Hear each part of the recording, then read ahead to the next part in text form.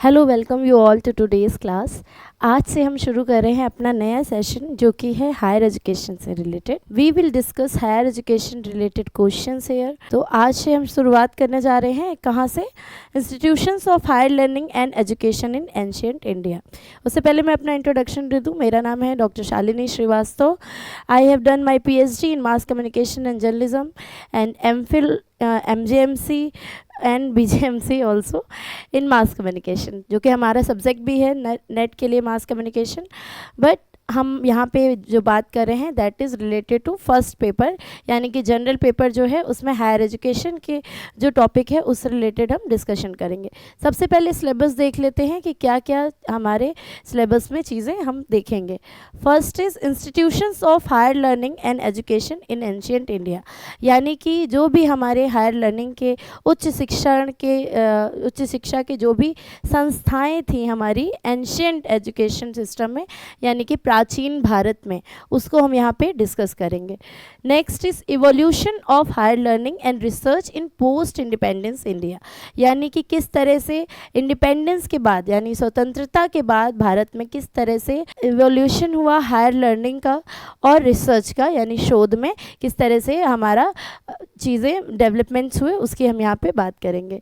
Oriental conventional and non conventional learning programmes in India, इसमें हम देखेंगे कुछ परंपरागत, गैर परंपरागत और प्रोफेशनल कोर्सेज़ के बारे में जो कि आज के समय में नए हैं, उन कोर्सेज़ के बारे में यहाँ पे डिस्कस किया जाएगा।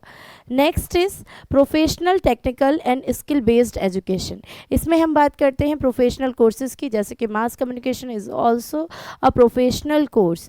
और आगे क्या है? Teaching and skill based education, जिसमें स्किल से रिलेटेड कई सारी स्किल्स हैं, जैसे कि आपका वीविंग से रिलेटेड हो गया या स्टिचिंग से रिलेटेड हो गया, ये सारी स्किल्स होती हैं। मैनुअल लेबर से रिलेटेड स्किल्स होती हैं।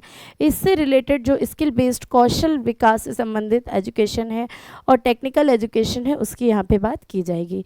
Next is value education and environmental education. This is very important topic, क्योंकि इससे हम अब देख रहे हैं कि बहुत ज़्यादा क्वेश्चंस इससे पूछे जाते हैं वैल्यू एजुकेशन से रिलेटेड। वैल्यू एजुकेशन क्या है और मूल्य शिक्षा जिसको कहते हैं, उसका किस तरह से प्रभाव होता है, क्या क्या उसमें चीज़ें होती है, ये हम यहाँ पे कवर करेंगे। Next is policies, governance and administration, which is related to purely related to आपकी जो एजुकेशनल पॉलिसीज़ हैं, जैसे NEP हो गया, नेशनल एजुकेशन पॉलिसी, कौन कौन से इंस्टीट्यूशंस हैं, क्या गवर्नेंस होती है, UGC क्या है, AICTE क्या है, ये किस तरह से वर्क करता है, NCERT का क्या काम है, ये हम यहाँ पे डिस्कस करते हैं।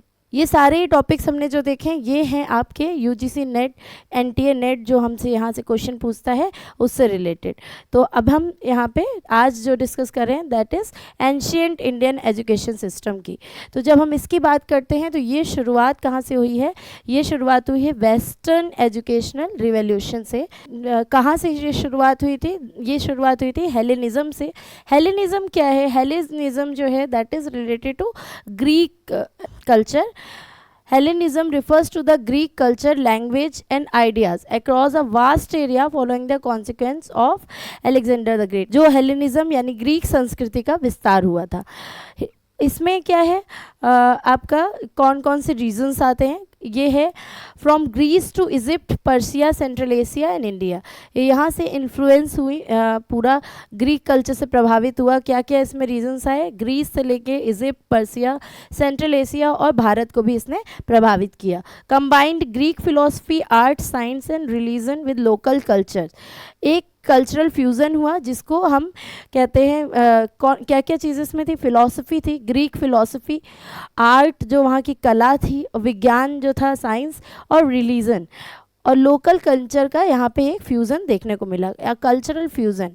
Promoted learning and scholarships, famous institution include the library of Alexandria. इसका जो सबसे फेमस इंस्टीट्यूशन कहलाता था वो थी लाइब्रेरी ऑफ अलेक्जेंड्रिया। यहाँ से ग्रीक कल्चर का प्रभाव बहुत ज़्यादा देखने को मिलता था और इसका प्रभाव कहीं ना कहीं भारत में भी देखने को मिला और भारत में शुरुआती शिक्षा पे इसका बहुत प्रभाव पड़ा। यहाँ पे हम देखेंगे इनकी जो लैंग्वेज थी, कोइनी Greek became the common language of Hellenism. Hellenistic world, यानी कि जो ग्रीक कल्चर से रिलेटेड पाश्चात्य शिक्षा थी उस पर जो प्रभाव था वो सारा ही बेस्ड था किस लैंग्वेज पे, कोइनी ग्रीक लैंग्वेज पे बेस्ड था। Encourage progress in astronomy mathematics, इसने जो प्रोग्रेस करी वो एस्ट्रोनॉमी यानी कि ज्योतिष से रिलेटेड, मैथमेटिक्स यानी गणित से, मेडिसिन एंड ज्योग्राफी, मेडिसिन और ज्योग्राफी इस तरीके के यहाँ पे सब्जेक्ट्स पे यहाँ पे पढ़ाई होती थी। Art became more emotional, realistic and dynamic, जो आर्ट थी वो बहुत ज़्यादा भावुक हो गई, रियलिस्टिक हो गई और डायनेमिक भी हो गई। ग्रीक गॉड्स की फ़ोटो आपने देखी होगी, या अगर ना देखी हो तो उसको आप सर्च करके देखिएगा, उस पर भी इन्फ्लुएंस देखा गया कहीं ना कहीं। ये जो देवी देवताओं की फ़ोटो थी वो भी इसमें ब्लेंडिंग देखने को मिली, बहुत ज़्यादा मर्जिंग देखने को मिली और उस पर भी इसका प्रभाव पड़ा। इसका जो डिक्लाइन हुआ, यानी कि ये जो ग्रीक सभ्यता का प्रचार हो रहा था, इसमें जो गिरावट देखने को मिली वो रोमन सत्ता के उदय के साथ हुई। जब रोमन सत्ता का उदय हुआ तो इसमें कहीं ना कहीं गिरावट हुई और पश्चिमी संस्कृति को इसने प्रभावित किया। नेक्स्ट हम देखेंगे प्लेटोज एकेडमी, इससे भी क्वेश्चन पूछे गए हैं। प्लेटोनियम यूनिवर्सिटी, ये एक एंशिएंट यूनिवर्सिटी थी जो कि स्टार्ट की थी, प्लेटो ने फाउंड किया था इसको। आपने नाम जरूर सुना होगा प्लूटो का, महान दार्शनिक प्लूटो के नाम से भी हम हिंदी में इसको प्लूटो बोलते हैं। 387 ईसा पूर्व एथेंस में इन्होंने एक अकादमी की स्थापना की थी, that is first higher learning institution था वो वेस्टर्न वर्ल्ड का, फर्स्ट हायर लर्निंग इंस्टीट्यूशन जो कि इन्होंने प्लेटो ने स्टार्ट किया था। क्या था? Platonium university, named after Academos in focused on philosophy, mathematics, astronomy and dialectics. इसका नाम एकेडमोस नामक पौराणिक एक थे उनके नाम पे रखा गया था, एकेडमिशियन। और इसमें क्या क्या चीज़ें कवर की जाती थी? फिलॉसफी, मैथमेटिक्स, एस्ट्रोनॉमी और डायलेक्टिक्स, यानी कि बोलियों पर यहाँ पे पढ़ाई की जाती थी। Teaching was based on Socratic dialogue, यानी कि शिक्षा का जो आधार था वो प्रश्नोत्तर आधारित था, जिसमें प्रश्नोत्तर पे आधारित क्वेश्चन बेस्ड मेथड पे यहाँ पे पढ़ाई की जाती थी, with emphasis on abstract thinking and Plato's theory of form. यहाँ पे एक प्लेटो की थ्योरी है, रूप का सिद्धांत, उस पर आधारित बात की जाती है, उस पर ये आधारित था। इसमें दो रूप के सिद्धांत की थोड़ी सी बात कर लेते हैं, बहुत ज़्यादा हम डिटेल में नहीं जाएंगे, लेकिन ये एक फिलोसफिकल वो है प्लेटो का सिद्धांत, रूप का सिद्धांत, क्योंकि यहाँ पे नाम आया है तो इसको थोड़ा सा डिस्कस कर लेते हैं। ये बात करता है मूर्त और अमूर्त की, यानी कि आपको दो तरीके की चीज़ें होती हैं, एक स्थूल और एक सूक्ष्म, और एक होता है अमूर्त और एक होता है मूर्त। यानी कि आपको जो चीज़ दिख रही है फिजिकल वर्ल्ड में, कहीं ना कहीं उसका एक अमूर्त रूप भी होता है। जैसे कि इसमें उदाहरण के तौर पे दिया गया है कि जो कई सारे लोग जो आदिवासी लोग थे, जनजातियां थी जो कि गुफाओं में रहती थी, जिन्होंने मानवों को नहीं देखा था कि किस तरीके के लोग बाहर रहते हैं, उन्होंने परछाइयों में लोगों को देखा और वो सोचते थे कि उन्होंने विजुलाइज किया कि लोग शायद ऐसे ही होते हैं बाहर। तो ये एक हो गया हम जिस तरह से वर्ल्ड को देखते हैं, कई सारी फिजिकल अपीयरेंस और पीछे का, जैसे आपको कोई इंसान दिख रहा है सामने, हो सकता है वो स्माइल कर रहा है, लेकिन हो सकता है कि अंदर ही अंदर जैसे जोकर का दिखाया जाता है, ये एक फिलॉसफी है कि वो सबको हंसा रहा है, लेकिन कहीं ना कहीं हो सकता है कि वो इमोशनल है अंदर से।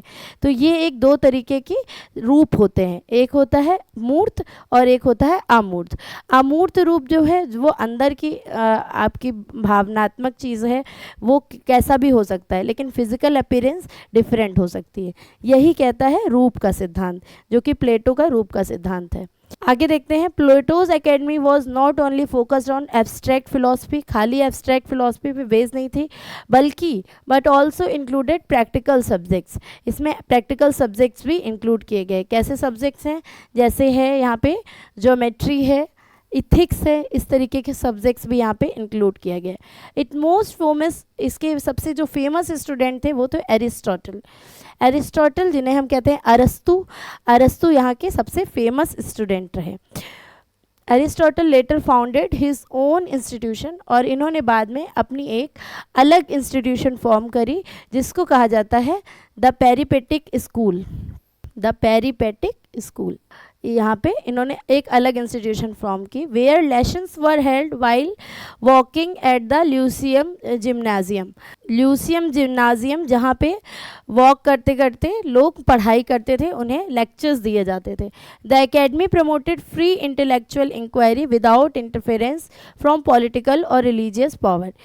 ये जो एकेडमी थी ये इंटेलेक्चुअल इंक्वायरी को बढ़ावा देती थी, यानी बिना किसी राजनीतिक दबाव के आप यहाँ पे क्वेश्चन पूछ सकते हैं। ना पॉलिटिकल पावर्स का इफेक्ट था, ना रिलीजियस धार्मिक पावर्स का इफेक्ट था, और यहाँ पे इंटेलेक्चुअल इंक्वायरी की जाती थी। फ्रीली क्वेश्चन, स्वतंत्र होकर क्वेश्चंस पूछे जाते थे और प्रश्नों के ही आधार पे यहाँ पे पढ़ाई की जाती थी। However it was destroyed in 86 BCE by Roman general Sulla. एक रोमन जनरल सुला थे जिसने बाद में इन्हें डिस्ट्रॉय कर दिया, इसका पतन कर दिया। Despite this its influence continued and inspired the creation of new platonic academy in the Roman era. लेकिन प्लेटोनियम यूनिवर्सिटी इतनी फेमस रही, पेरिपेटिक जो हम यहाँ पे स्कूल की बात करें, ये सब का इन्फ्लुएंस जो हमारा, उन्होंने इसे ख़त्म कर दिया था, लेकिन कहीं ना कहीं इसके इन्फ्लुएंस को नहीं ख़त्म कर पाए और उन्होंने नियो प्लेटोनिक एकेडमी की बाद में स्थापना की रोमन एरा में। तो ये हो गया आपका यहाँ से शुरुआत। एजुकेशन इन एंशियंट इंडिया, प्राचीन भारत में शिक्षा। यहाँ पे यही सारी यूनिवर्सिटीज़ जो हमने बात की थी, नालंदा, तक्षशिला, तलहरा, पुष्पगिरी, शारदापीठ, ये आपका एक मैप है जिसको आपको थोड़ा सा विजुलाइज करके हमेशा रिमेंबर, अपनी मेमोरी में बैठाना है, मेमोराइज करना है, क्योंकि यहाँ पे सारी यूनिवर्सिटीज़ के आपके नाम भी हैं और नीचे ईयर भी दिए हुए हैं। कई बार ईयर से भी क्वेश्चन पूछे जाते हैं कि इस यूनिवर्सिटी की स्थापना किस शताब्दी में हुई थी, इस तरह भी आपको क्वेश्चन देखने को मिलते हैं। यहाँ पे एम ऑफ एजुकेशन की बात करते हैं। द एम ऑफ एजुकेशन क्या रहा, और इसको दो पार्ट्स में भी देखेंगे। बुद्धिस्ट एक दो तरीके की शिक्षा है, एक वैदिक शिक्षा जो कि वेदों से रिलेटेड है, एक बुद्धिज़्म से रिलेटेड है। तो इन दोनों पार्ट्स में भी देखेंगे, पहले इसमें देख लेते हैं। The aim of education were to provide good training to young men and women in the performance of their social, economical and religious duties। यानी कि जो हमारा शिक्षा का उद्देश्य था वो पूरा जो हमारे सामाजिक, आर्थिक और ये हमारे धार्मिक दायित्व होते थे, इनको निभाने के लिए एक अच्छे नागरिक को तैयार करना, ये यहाँ पे शिक्षा का उद्देश्य था। Also preservance and enrichment of culture, character and personality development and cultivation of noble ideas, values, यानी कि उसमें नैतिक रूप से एक अच्छा व्यक्ति बनाना, सच्चाई और ईमानदारी, इस तरीके के गुण उनमें विकसित करना, ये यहाँ पे एम थे। In ancient India a child followed the occupation of his father. जो बच्चा होता था वो अपने पिता का जो भी ऑक्यूपेशन होता था उसी को ही फॉलो करता था। स्टार्टिंग में क्या होता था, जो फादर होता था, जैसे अगर वो फादर खेती करते हैं, कृषि प्रधान देश था तो ज़्यादातर खेती करते थे, और वही पिता का जो भी ऑक्यूपेशन होता था वही बेटा भी वही करता था, और वो उनके साथ काम करते करते उसको फॉलो करते करते सीखता था। Over a period of time two system of education developed.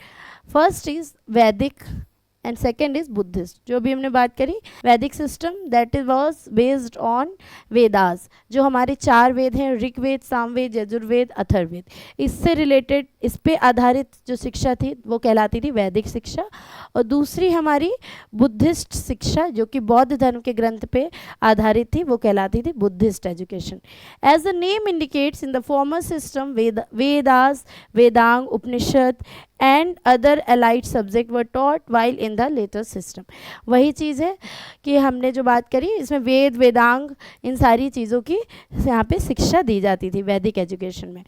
और इसमें जो हमारी बुद्धिज़्म एजुकेशन है, इसमें हमारे बौद्ध विचारों की जो ग्रंथ हैं उनकी यहाँ पे पढ़ाई की जाती थी, उनकी बौद्ध धर्म के आधार पे शिक्षा दी जाती थी। नेक्स्ट इज, अब हम यहाँ पे देख लेते हैं 2 सिस्टम से, पहला है वैदिक सिस्टम और दूसरा है बुद्धिस्ट सिस्टम। दोनों सिस्टम में first is focused on Vedas and their associated literature, यानी कि वेद, वेदांग, उपनिषद, इस पर आधारित शिक्षा होती थी। नेक्स्ट है यहाँ पे to train individual for social, economical and religious duties. बच्चों को प्राइमरी ऑब्जेक्टिव जो था यहाँ पे वो था आपको सामाजिक, आर्थिक और धार्मिक कर्तव्य जो भी रहते थे उनको निभाने के लिए तैयार करना। इधर देखते हैं, Buddhist system centred on the teaching and philosophies of Buddhism. इसमें ये पूरी तरीके से आधारित था आपका बुद्धिस्ट विचारों पर आधारित जो ग्रंथ हैं उनके थॉट्स, टीचिंग्स और फिलॉसफीज पे बेस्ड था। Promoted mindfulness, meditation and ethical conduct. ये माइंडफुलनेस की यहाँ बात की जाती है, मेडिटेशन की, और इथिकल कंडक्ट की बात की जाती है, यानी कि चारित्रिक विशेषताएं, चरित्र निर्माण की बात यहाँ पे की जाती है। इथिकली एक अच्छे इंसान को बनाने के यहाँ पे बात की जाती है। नेक्स्ट है प्राइमरी ऑब्जेक्टिव। प्राइमरी ऑब्जेक्टिव में देख लेते हैं, यहाँ पे था to train individual for social, economical and religious duties. यहाँ पे है to foster character development and the pursuit of high ideals, to guide individual toward spiritual liberation and inner peace. Spiritual liberation की यहाँ पे बात की जाती थी, यानी कि मुक्ति की यहाँ पे बात की जाती थी, मोक्ष प्राप्ति के यहाँ पे उद्देश्य होता था, और इनर पीस, आंतरिक शांति के लिए यहाँ पे काम किया जाता है, वो यहाँ पे उद्देश्य है, मेन उद्देश्य। सबसे पहले कैरेक्टर डेवलपमेंट यानी कि चरित्र निर्माण, pursuit of high idols, high नैतिक मूल्य विकसित करना, जिसमें 5 चीज़ें आती हैं, अस्तेय, अपरिग्रह, ये 5 मूल्य होते हैं बौद्ध शिक्षा में, उसकी यहाँ पे बात की जाती है। स्पिरिचुअल लिबरेशन की बात की जाती है, यानी कि धार्मिक रूप से आप मोक्ष प्राप्ति की तरफ बढ़ते हैं, और इनर पीस, आंतरिक रूप से शांति प्राप्ति की ओर बढ़ते हैं। फोकस्ड ऑन द, यहाँ लर्निंग एनवायरनमेंट देख लेते हैं। Often involve learning family occupation at home. यहाँ पे घर में रह के फैमिली जो ऑक्यूपेशन है वो आप सीखते हैं। Knowledge was pass down through the generation with in family structure. जैसे कि हमने देखा कि जो फादर का ऑक्यूपेशन है वही बच्चे का भी ऑक्यूपेशन हो जाता है, क्योंकि वो ग्रेजुअली सीखता जाता है। इस तरीके की लर्निंग थी। यहाँ पे focused on the broader dissemination of Buddhist doctrines, यानी कि जो बुद्धिज़्म के आपके सिद्धांत हैं उनकी यहाँ पे फोकस किया जाता था, और बहुत ही ब्रॉडर डिसेमिनेशन किया जाता था। encouraged communal living and scholarly pursuit in monastic settings। मठों की यहाँ पे बात की जा रही है। मोनेस्टिक सेटिंग्स जो लिखा है वो मठों की बौद्ध मठ होते थे जहाँ पे शिक्षा दी जाती थी। ये मेथड्स ऑफ लर्निंग की यहाँ पे बात की गई है। Methods of learning in ancient India, क्या क्या मेथड्स हैं? सबसे पहले मेमोराइजेशन मेथड है, जिसमें कि किसी भी जैसे मंत्र का बार बार उच्चारण करके उसको इतना सुंदर बना है कि मुझे करने का मार्क मन नहीं कर रहा है, ऐसे ही अच्छा है। मेमोराइजेशन मेथड में किसी भी चीज़ को स्मरण करके याद करने की बात, बार बार जैसे मंत्रों को उच्चारण किया जाता था, हवन के समय मंत्र उच्चार किया जा रहा है, जैसे ओम नमः शिवाय यहाँ लिखा है, इस तरह से मंत्र जब बार बार उच्चारित किए जाते थे बच्चे उसको साथ में बोलते थे और उनको ये मेमोराइज हो जाते थे। तो ये हो गया memorisation method. Next is story telling and प्रेबल्स।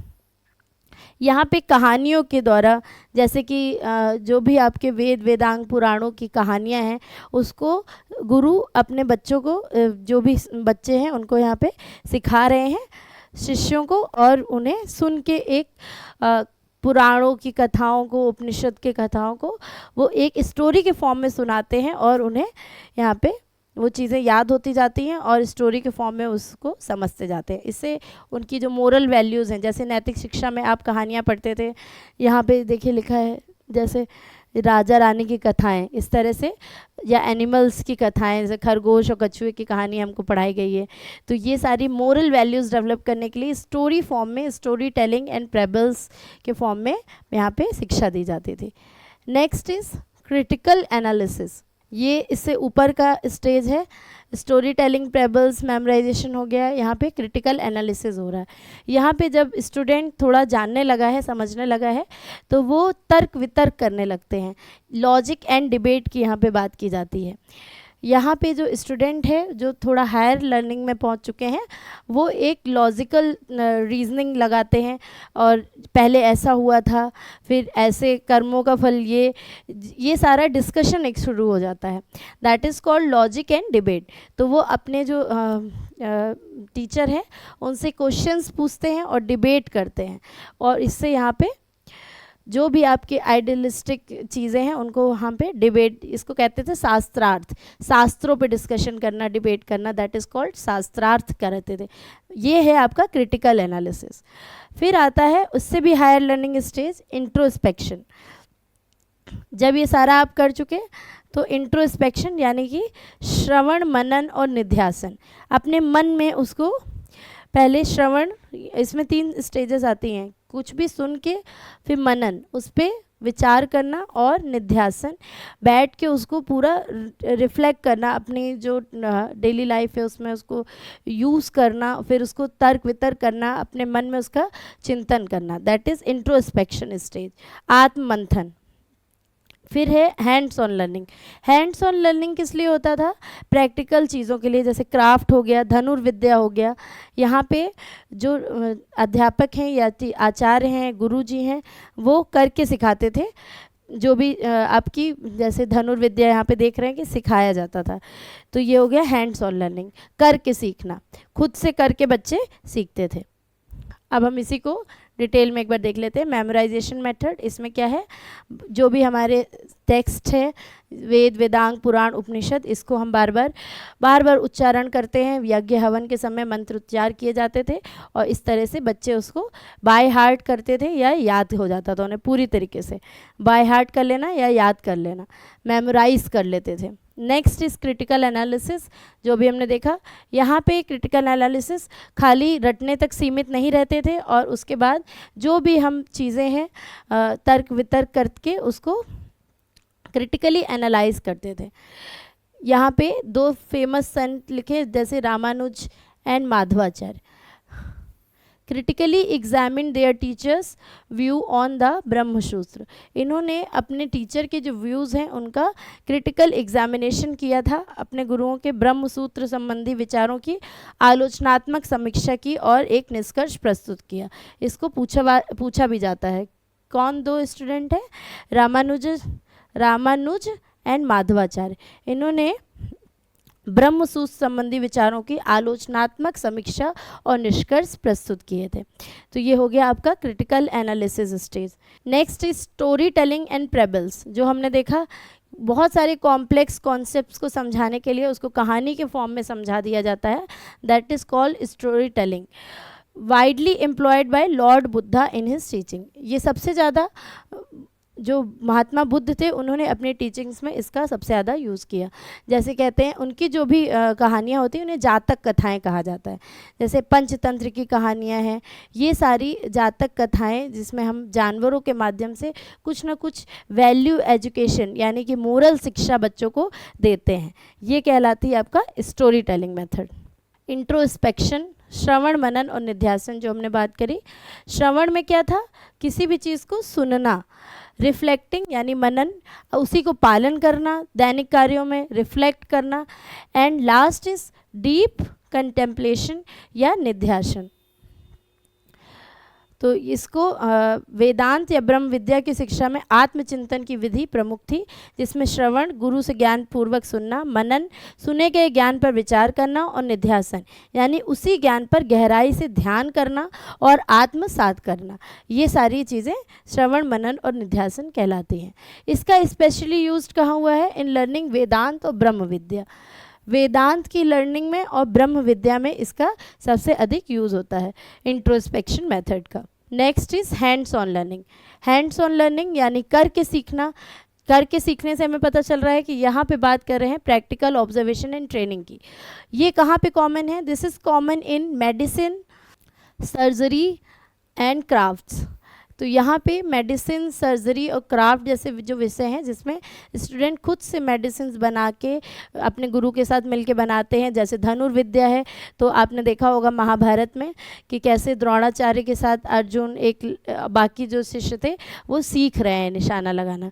तो ये कहलाता है hands on learning. Teachers answered in detail to clarify doubt and deepen understanding. और जब हम ये कर रहे हैं उसी बीच में बच्चों के जो डाउट्स हैं वो पूछ रहे हैं और टीचर उसका जवाब देते थे। जो भी हम जब भी कुछ भी क्राफ्ट की बात करेंगे दैट इज़ वो शिक्षा जो दी जाएगी, जैसे दवाओं की, सर्जरी की, जो जैसे चरक जो थे वो सर्जरी की शिक्षा दे रहे हैं, अगर आप उसको विजुलाइज करेंगे तो उसकी जो ऑपरेशन कर रहे हैं तो उसको कैसे सीखेंगे, आप उसको करके ही सीख सकते हैं, उसको पढ़ के नहीं सीख सकते। तो इस तरीके की जो लर्निंग थी that was based on hands on learning, व्यावहारिक शिक्षण जिसको कहते हैं, ये करके सीखते थे और बच्चे जो भी उसमें डाउट्स होते थे तुरंत तुरंत अपने गुरु जी से पूछते थे और वो उनको वहीं पे क्लियर कर देते थे। Next is seminar and debates. जैसे कि अभी हमने बात करी थी शास्त्रार्थ, सेमिनार और डिबेट अभी भी हमारा प्रचलित है और उस समय भी प्रचलित था। Frequent intellectual debates and discussion which help refine knowledge and sharpen logic. तो ये एक मेथड था शास्त्रार्थ, शास्त्रों में जो हमने पढ़ा, अब हम बहुत ज्ञान हासिल कर चुके हैं, बहुत हमें ज्ञान प्राप्ति हो गई है, लेकिन क्या होता था कि जब बहुत सारा ज्ञान हो जाता है तो उसमें कुछ कन्फ्यूजन भी क्रिएट हो जाता है। तो इस तरीके का कन्फ्यूजन को दूर करने के लिए शास्त्रार्थ किया जाता था। बड़े बड़े जो ज्ञानी होते थे, ऋषि महामुनि संत, वो बैठ के शास्त्रार्थ करते थे, तर्क वितर्क करते थे और इस तरह से उनकी नॉलेज और ज़्यादा अंडरस्टैंडिंग बढ़ती थी। Next is question answer method. तो यहाँ पे स्टूडेंट आस्क क्वेश्चन फ्रीली, ये सेमिनार का भी एक पार्ट हो सकता है और अलग भी हो सकता है। क्वेश्चन आंसर मेथड में जो बच्चे हैं वो अपने डाउट्स पूछते हैं और टीचर्स उसका जवाब देते हैं। अब एक क्वेश्चन देख लेते हैं। During ancient period student were taught by which method. प्राचीन काल में छात्रों को किस विधि से पढ़ाया जाता था? Options are only Shruti, only Smriti, both A and B और नन ऑफ दीज। तो केवल श्रुति के माध्यम से, केवल स्मृति के माध्यम से, दोनों के माध्यम से या उपरोक्त में से कोई नहीं, तो ये आपको बताना है। तो हमने क्या देखा है अभी, श्रुति यानी सुन के, स्मृति यानी मेमोराइज करके, तो मेमोराइजेशन भी मेथड है और लिसनिंग इज ऑल्सो देयर। तो इसका क्या ही आंसर होगा, दोनों ही मेथड यानी बोथ ए एंड बी इसका आंसर हो जाएगा। एक बार देख लेते हैं यहाँ पे।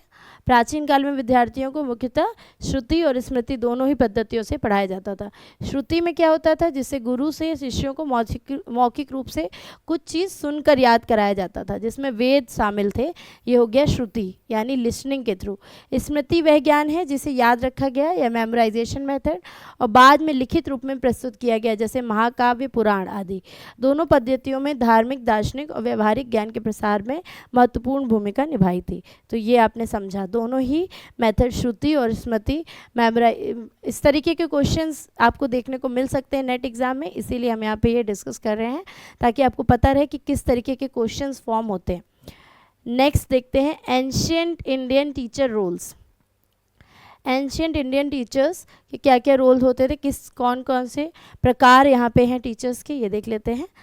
Type of teachers in ancient India. First is acharya. Acharya taught Vedas without fees driven by duty.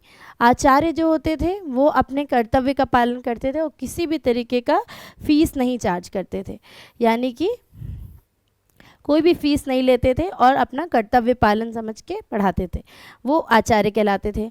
दूसरे हैं Upadhyaya. Upadhyaya professional teacher earning a living. Upadhyaya जो थे वो अपनी अर्निंग जो है, उनका लिविंग का जो मीन है, वो अपनी कमाई का साधन, वो यही शिक्षा थी, यानी कि वो चार्ज करते थे, फीस लेते थे और यही उनके जीविकोपार्जन का माध्यम भी होता था, वो कहलाते थे उपाध्याय। नेक्स्ट इज भिक्षुक एंड साधुस। ये क्या है, wandering monks sharing knowledge freely. ये भिक्षुक और साधु क्या होते थे, ये घूम घूम के अपनी शिक्षा देते थे, शेयर करते थे और ये वॉन्डरिंग मॉन्क्स कहलाते थे क्योंकि ये घूमते रहते थे और घूम घूम के अपनी शिक्षा का प्रचार करते थे। नेक्स्ट इज चरक। ये भी वॉन्डरिंग स्कॉलर्स होते थे, सीकिंग हायर नॉलेज, और बहुत ज़्यादा नॉलेजेबल होते थे और ये रिलेटेड टू मोस्टली चरक हैं, ये रिलेटेड टू होते थे मेडिसिन के प्रचार के लिए, ज़्यादातर ये शिक्षा देते थे। नेक्स्ट देखते हैं, ये वही सारी चीज़ें लिखी हैं। आचार्य हमने देखा taught the Vedas without charging fees, ये किसी भी तरीके की फ़ीस नहीं लेते थे, अपने कर्तव्य का पालन समझ के परंपरा निभाने के उससे पढ़ाते थे, ये कहलाते थे आचार्य। इनका एक धर्म था पढ़ाना, इसलिए ये उसी ट्रेडिशन को फॉलो करते थे। Next is Upadhyaya. A professional teacher होते थे जो who earned a living by teaching, यानी कि जो पढ़ा के अध्यापन के द्वारा ही अपना जीविकोपार्जन प्राप्त करते थे और फीस लेते थे। पार्ट्स ऑफ वेद और वेदांग, क्या पढ़ाते थे ये? पार्ट्स ऑफ वेद और वेदांग, वेद और वेदांग के भागों को ये पढ़ाते थे। नेक्स्ट है Charaka, wandering scholar, travelled in search of higher knowledge, not always formal teacher but respected source of wisdom. ये ज्ञान की तलाश में घूमते रहते थे और ज्ञान बांटते रहते थे। ये बहुत ही ज़्यादा फॉर्मल टीचर तो नहीं है, लेकिन रिस्पेक्टेड सोर्स कहलाते थे, एक अच्छे ज्ञानी कहलाते थे और विजडम का स्रोत कहलाते थे, बुद्धिमत्ता का स्रोत जिसको कह सकते हैं। इस तरीके की फॉर्मल टीचर ना हो के बल्कि इनफॉर्मल एजुकेशन घूम घूम के प्रोवाइड कराते थे। नेक्स्ट इज भिक्षुक and sadhus, wandering monks noted by Hiuen Tsang for their vast knowledge gain through travel and shared freely. ये भी वॉन्डरिंग मॉन्क्स होते थे जो कि घूमते थे। इनका जो वर्णन है वो ह्यूएन सांग जो कि चीनी यात्री थे, उन्होंने अपने टेक्स्ट में इसका वर्णन किया है। इन्होंने घूम घूम के ये ट्रैवल करते थे, यात्रा करते थे और नॉलेज गेन करते थे और उसको फ्रीली प्रोवाइड कराते थे।